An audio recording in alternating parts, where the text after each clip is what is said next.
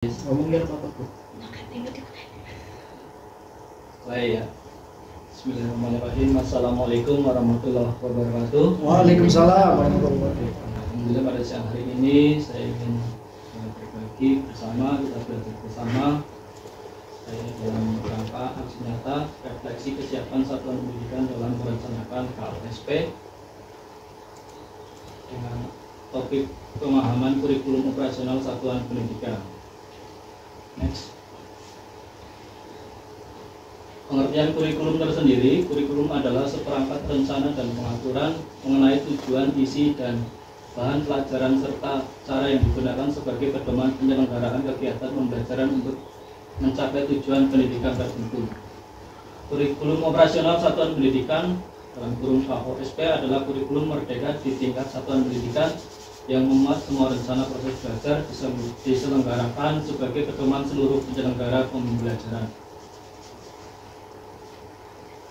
Komponen dalam sifat KOSP, jadi dalam kurikulum operasional ada dua sifat. Yang pertama yaitu tetap, yang kedua fleksibel atau dinamis. Yang pertama tetap ini di mana tujuan dari kurikulum itu sudah ditentukan oleh pemerintah, kemudian ada standar nasional juga sudah ditentukan, kemudian struktur kurikulum, capaian pembelajaran dan prinsip pembelajaran, kemudian asesmen itu sudah ada standarisasi yang sudah ditetapkan oleh pemerintah.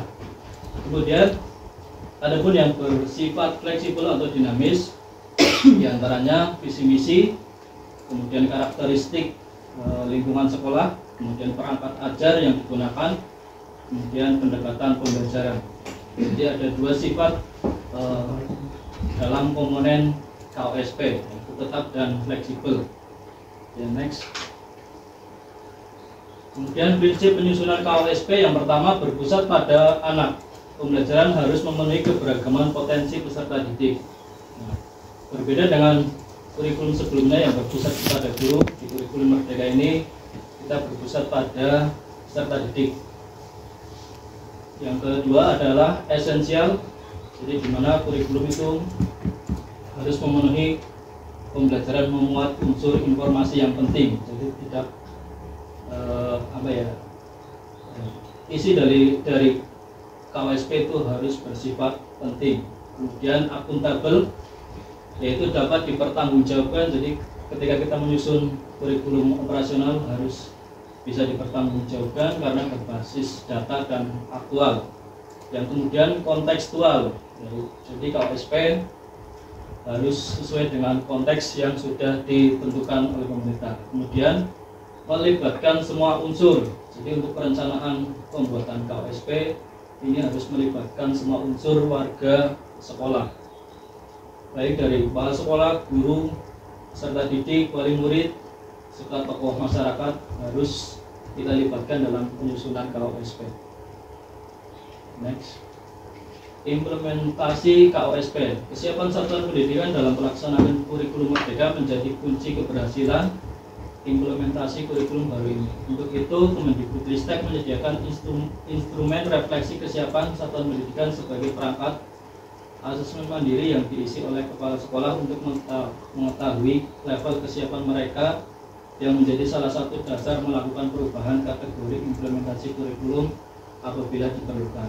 Kesiapan satuan pendidikan dilihat melalui beberapa indikator, antara lain pemahaman terhadap panduan perencanaan dan pelaksanaan kurikulum, penyediaan buku teks, akses terhadap sumber-sumber belajar mandiri dan aktivitas komunitas belajar.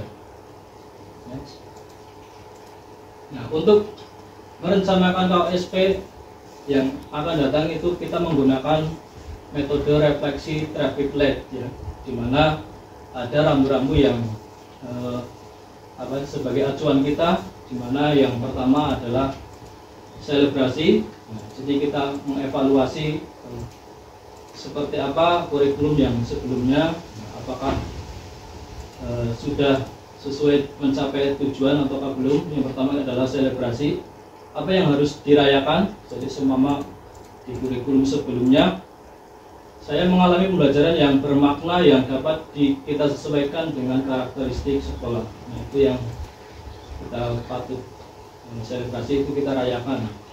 Mungkin itu salah satunya itu mengalami pembelajaran yang bermakna yang dapat kita sesuaikan dengan karakteristik sekolah. Kemudian warna merah atau stop, apa yang harus dihentikan. Jadi untuk merencanakan kurikulum selanjutnya juga pastinya ada hal-hal atau yang tidak sesuai atau tidak bisa mencapai tujuan, itu harus kita stop dan kita rubah. Contohnya masih adanya pembelajaran yang kurang bervariasi dan minim inovasi. Nah, ini yang perlu kita tingkatkan lagi supaya terciptanya kurikulum yang sesuai dengan karakter kita dan sesuai dengan tujuan capaian pembelajaran. Kemudian ada lanjutkan. Apa yang harus dilanjutkan? Nah, tentunya hal-hal yang baik dan yang positif yang sudah tercapai tentunya harus kita lanjutkan. Contohnya di sini melanjutkan pembelajaran yang bervariasi dan berpusat pada anak. Kemudian mulai. Biasanya kalau kita sudah menemukan yang kita berhentikan, kita tentunya menemukan ide atau metode yang baru untuk dapat kita coba lagi untuk kurikulum di selanjutnya.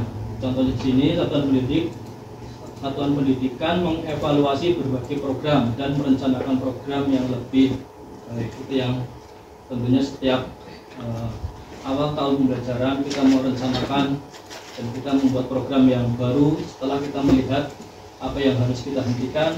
Nah, berkaca dari yang harus kita hentikan, kita akan memulai program yang baru. Next.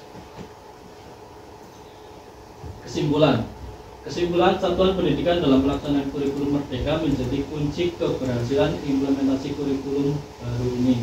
Perlu adanya inovasi dan kreativitas untuk mempersiapkan proses pembelajaran yang bermakna, salah satunya dengan akses terhadap sumber-sumber belajar mandiri dan aktivitas komunitas belajar.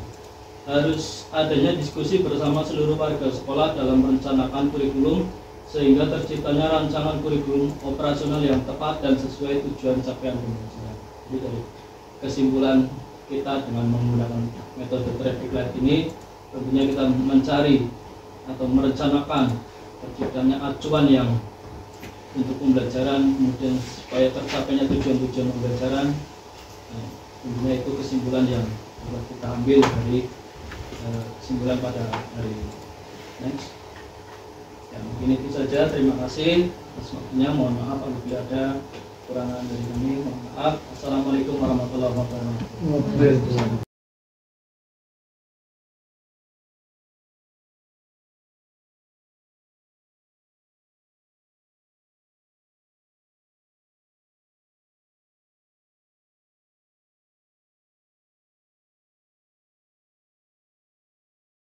Semua rencana proses belajar bisa diselenggarakan sebagai pedoman seluruh penyelenggara pembelajaran.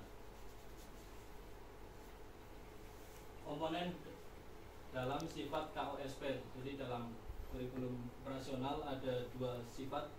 Yang pertama yaitu tetap, yang kedua fleksibel atau dinamis. Yang pertama tetap ini dimana tujuan dari kurikulum itu sudah ditentukan oleh pemerintah, kemudian ada standar. Kemudian prinsip penyusunan KOSP yang pertama berpusat pada anak. Pembelajaran harus memenuhi keberagaman potensi peserta didik. Berbeda dengan kurikulum sebelumnya yang berpusat kepada guru. Lanjutkan. Apa yang harus dilanjutkan? Nah, tentunya hal-hal yang baik dan yang positif yang sudah tercapai tentunya harus kita lanjutkan. Contohnya di sini melanjutkan pembelajaran yang bervariasi dan berpusat pada anak.